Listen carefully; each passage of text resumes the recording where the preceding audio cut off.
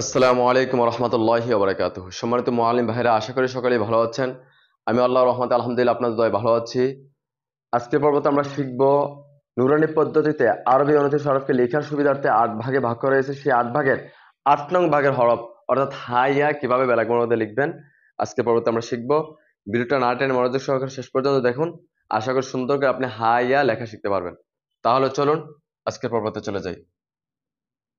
আপনি চোখটা এইভাবে ধরে ডালের মতো প্রথমে এইভাবে সোজা করে নিয়ে এতটুকু এনে এই এতটুকু দিবেন। এটা হচ্ছে হা।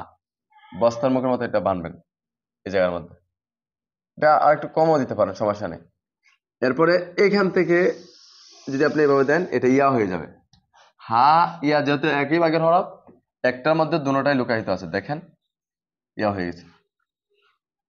তারপর আমি ইয়াটা লিখে দেখাচ্ছি, খেয়াল করুন। যেমন এবার চোখটা ধরে এতটুকু নিয়ে এই এটা হচ্ছে ইয়া। এখন আমরা শিখব এক লাইনের মধ্যে হা ইয়া কিভাবে লিখতে হয়।